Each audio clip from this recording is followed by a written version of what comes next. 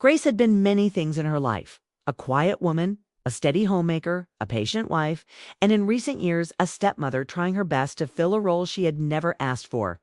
Her middle-aged life revolved around cooking, cleaning, sewing, and keeping a house filled with memories she didn't create but tried to protect. When she married Daniel 3 years earlier, she knew he had a daughter, Camilla, a girl in her 20s. Sharp-tongued, independent, and famously harsh, Grace tried everything to win her heart. Thoughtful gifts, long messages, invitations to dinner, even late-night conversations that Camilla never appreciated. Daniel always said, "Give her time. Grace, she'll understand. Your kindness one day." But kindness is a seed that can only grow where soil allows it. Camilla's heart was stoned. She blamed Grace for taking her father away, even though Grace did nothing but love him quietly. She accused Grace of wanting money, attention, and control, all baseless claims rooted in resentment and fear of losing her place. Still, Grace kept trying, kept cooking Camilla's favorite meals, kept sending birthday wishes, kept smiling through the cold replies until the day the message came. Grace was in the kitchen, eating dough, when her phone buzzed. She wiped flour from her hands and opened the text. It was from Camilla, a single sentence. A sentence colder than frost, sharper than glass. "Don't come to my wedding. I don't want you there." Grace froze. Her hands trembled. Her breath caught in her chest. She read it again, and again, and again. It felt like hot iron pressed against her heart. Camilla, the girl she had tried so hard to love, had cut her out of the biggest day of her life. Not politely, not respectfully, but with cruelty, without reason, without thought, without gratitude. Grace sat down slowly, feeling the room spin. Tears blurred her vision as she whispered, "What did I ever do to deserve this?" When Daniel came home that evening, Grace didn't speak. She simply handed him the phone. The color drained from his face. How could she say this? Daniel muttered, shock turning to anger. Grace expected him to reassure her, to hug her, to defend her. Instead, Daniel's anger shifted. "Grace, maybe you said something. Maybe she misunderstood you." It was a dagger. Grace looked at her husband, the man she cooked for, cared for, loved, and supported, and realized he did not see her as a wife. He saw her as the outsider, the stepmother, the convenient explanation for all of Camilla's cruelty. "Daniel," she whispered, tears forming again, "I have only ever tried to love her." But Daniel didn't hear her. His mind was on the wedding, the guests, the embarrassment. His daughter's cold heart. Grace went to her room, closed the door, and held her shaking hands to her chest. She cried not because she wasn't invited, but because she realized she was never truly accepted. Not by Camilla, not by Daniel, not by the family she tried to build, but fate has a strange way of turning cruelty into karma. What Grace did not know was that this wedding, this cruel rejection, this moment of heartbreak, would become the root of a social downfall no one saw coming. Because while Grace suffered silently in the shadows, Camilla was walking toward a humiliation that would shake her entire world, and Grace's revenge, unplanned, undesired but deserved, was already setting itself in motion. The days after the message were heavy, like a storm sitting over Grace's heart. She moved silently through the house, cooking, cleaning, folding clothes, but her eyes carried a quiet sadness. Daniel never bothered to understand. He apologized once, not for Camilla's cruelty, but for the stress. Grace merely nodded. Inside, she felt something shift, a piece of her spirit breaking from years of being overlooked, blamed, and ignored. Camilla's wedding became the center of every conversation in town. Everyone talked about the dress, the decorations, the grand venue. Everyone except Grace, who humbly avoided the topic, afraid someone would ask why she wasn't attending, but people talk. And talk spreads. 3 days before the wedding, Grace went to the market for fresh vegetables. As she walked through the narrow lane, two women whispered behind her. "Did you hear? Camilla didn't invite Grace to the wedding. So disrespectful. Grace always treated that girl like her own. Poor Grace. She doesn't deserve this." Grace's steps slowed. The humiliation burned her ears. But she kept her head high and continued walking because she refused to let her pain become a spectacle. Still, the whispers grew louder in town. Camilla thought she had punished Grace, but she had unknowingly punished herself. Camilla's wedding planning team was exhausted. She was demanding, sharp, and arrogant. She insulted the florist, shouted at the seamstress, humiliated the photographer, threatened the caterer. People swallowed their anger only because they needed the business. But their resentment simmered quietly. The real trouble began when Camilla asked the venue manager, "Oh, and make sure Grace isn't allowed anywhere near the entrance. I don't want that woman ruining my big day." The manager raised an eyebrow. "That woman? My stepmother." Camilla rolled her eyes. "She's not family." The manager didn't respond, but his respect for her vanished instantly. And this mattered, because he was one of the most respected men in the town. He knew Grace. He knew her kindness. He also knew gossip. Grace stayed home the night before the wedding, sitting alone with a cup of tea. Her heart was tired, her spirit dim. But she still prayed for Camilla's happiness because that's the kind of woman she was. She didn't want revenge, but life was writing its own justice. While Grace prayed for peace, a storm was gathering at Camilla's wedding hall. The morning of the wedding arrived. Guests began entering the beautifully decorated venue. Gold drapes, white roses, crystal lanterns. Everything looked perfect until the whispers started.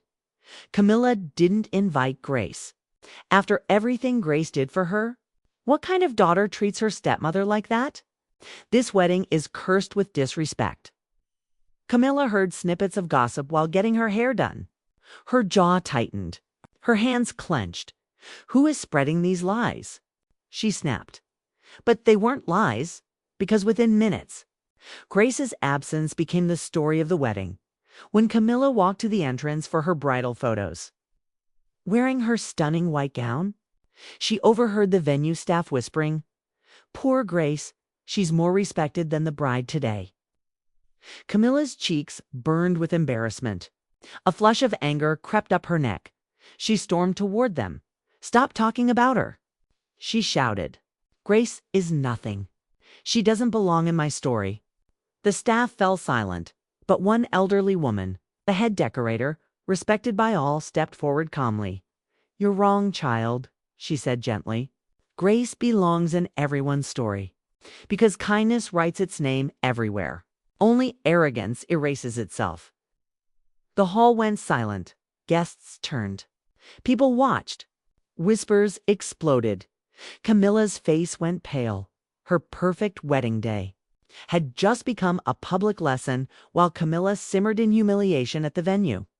Grace quietly watered her plants at home. She had done nothing. Not a word.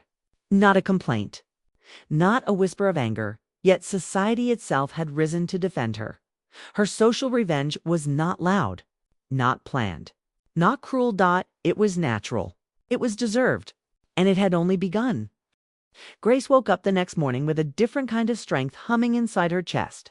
For years, she had allowed life to push her around like a feather in the wind. But now, after Mia's cutting message, after the way the family treated her, something inside her had crystallized. She didn't want violence. She didn't want chaos. She wanted dignity, truth, and justice. Her revenge would not be loud. It would be social. And it would be unforgettable. Over the next few days, Grace continued her routine like nothing had happened. She cooked breakfast for her husband, Tom, cleaned the house, watered her plants, and talked politely with neighbors. But this time, there was calculation behind every calm smile. She knew Mia's wedding was a grand event, hundreds invited.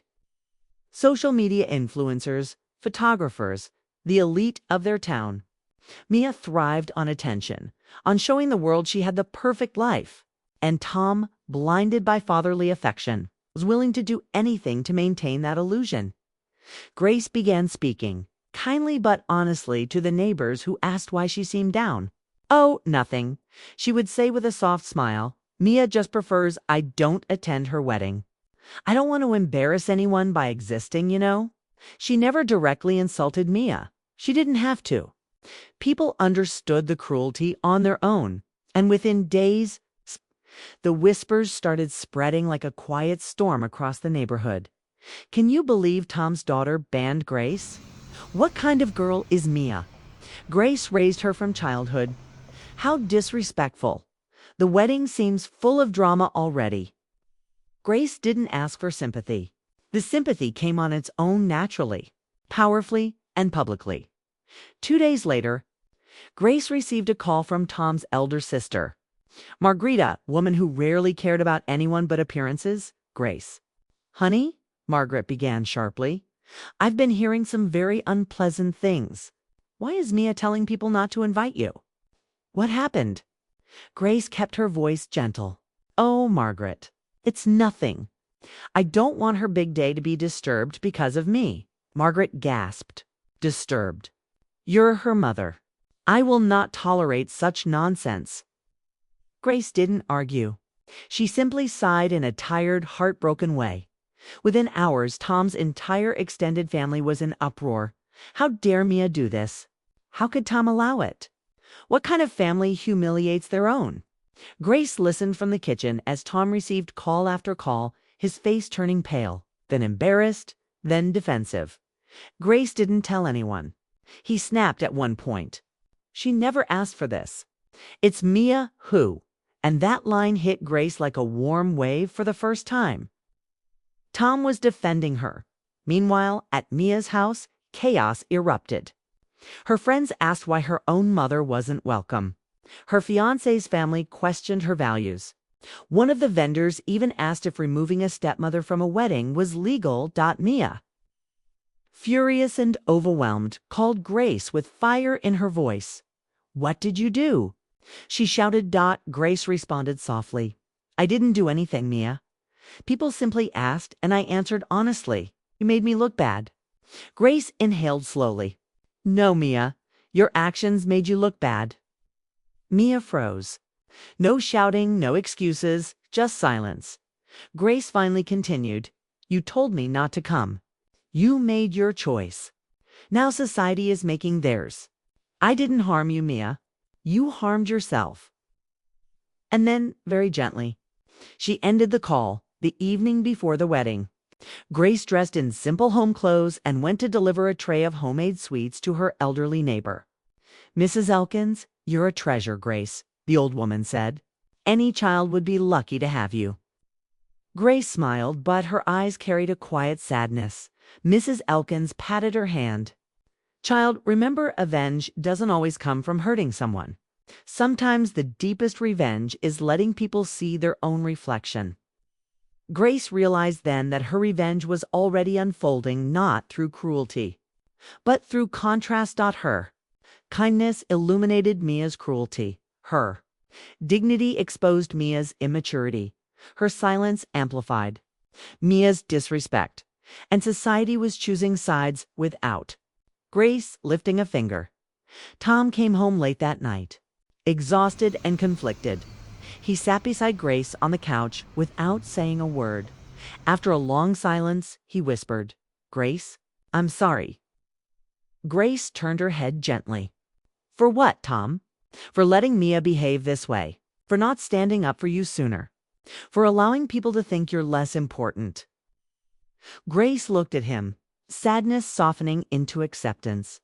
"Tom, the only apology I ever needed was your acknowledgement. That's enough." He held her hand, and for the first time in years, Grace felt seen. But the night wasn't over.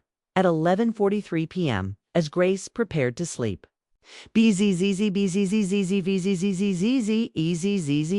our phone buzzed. A message from an unknown number. She opened it. It was from Mia's fiancée, Mrs. Grace. "I want you to come to the wedding tomorrow. You deserve to be there more than anyone, please." Grace stared at the message, her heartbeat slowing into something warm, powerful. Her social revenge was complete, but what she chose to do next, that would define everything. The morning of the wedding arrived with soft sunlight filtering through Grace's curtains. She woke up earlier than usual, not out of excitement, but out of clarity. Today was not about revenge. It was about truth finally standing up straight. She sat on the edge of her bed, staring at the message from Mia's fiancé. Please come. You deserve to be there more than anyone. Grace closed her eyes and whispered, deserve. Finally, someone understands. She didn't reply immediately. Instead, she prepared herself with calm dignity, showered, dressed in a simple pastel outfit, tied her hair neatly, and looked at herself in the mirror. She looked like a woman who had endured storms and survived them with grace. At the wedding hall, guests buzzed with whispers. Not about the cake, not about the decor, not about the vows. All the talk was about Mia and Grace. Will Grace really not come? She took care of that girl for 20 years. What a shameful act by the bride. Grace is the heart of this community. Mia, in her glittering bridal gown, heard every word. Each whisper felt like a needle poking into her perfect fairy tale. Her smile trembled. Her confidence cracked. Her own choices were haunting her publicly at noon. Just as guests were settling, the doors of the hall opened silently, and Grace stepped in. She didn't come dramatically. She didn't raise her chin arrogantly. She didn't seek attention, but attention followed her naturally. The entire hall turned. People stood. Some smiled. Some nodded with deep respect. Even those who barely knew her admired her presence. Grace walked gracefully, quietly, like a soft breeze entering a storm. Mia's fiancé's mother approached her instantly. Grace, it's an honor to finally meet you. We've all heard such beautiful things. Beautiful things. While Mia had tried to ban her from the wedding, society welcomed her with open arms. That was the true revenge. When Mia saw Grace enter, her face drained of color. She rushed over, her dress swishing angrily. What are you doing here? She hissed. Grace remained calm. Your enemy's rage is powerless against your peace. I was invited, Grace replied softly. By who? I didn't invite you. Your fiancé did, Grace said gently. Pulling out her phone, Mia froze. Her anger shifted into panic. You made me look bad. This whole wedding is a disaster because of you. Grace looked at her with eyes full of quiet sadness, the kind that breaks harder than shouting ever could. Mia, she said softly, I never wanted to look better than you. I only wanted to be treated like family. Guests around them overheard. A hush fell. Mia's own actions were exposing her, not Grace.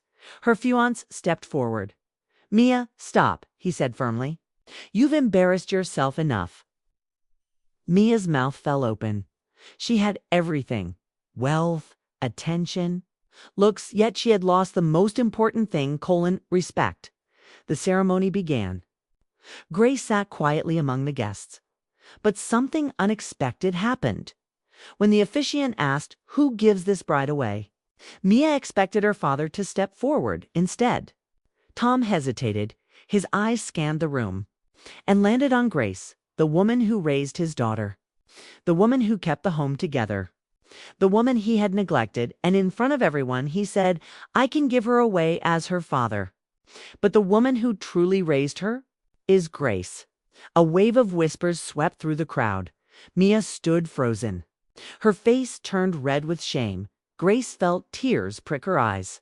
But she kept her dignity intact. After the ceremony, the guests lined up to greet the couple. But instead of congratulating Mia, they walked right past her and went straight to Grace. You should have been the first one invited. You're the true mother here. We all know your worth. Grace, Mia watched as her own wedding day turned into Grace's day. Not because Grace sought revenge, but because society delivered justice. Mia's pride shattered. Her ego bled. Her reputation twisted in the very spotlight she craved. Grace didn't need to speak. Her silence was louder than thunder. As Grace prepared to leave the hall, Mia's fiancé approached her. "Grace," he said respectfully, "from today onwards, you are always welcome in our home. You are family." Grace smiled kindly, but then she turned to Mia, who stood with trembling lips. Defeated, Grace gently touched her arm. "You will learn, someday. Kindness is power, and respect is earned, not demanded." Mia's eyes filled with tears. For the first time, she understood not humiliation, not anger, not punishment. Reality was her revenge. Grace didn't destroy her. Mia destroyed herself. Grace walked out of the hall with quiet dignity, while Mia remained behind, drowning in the consequences of her own cruelty.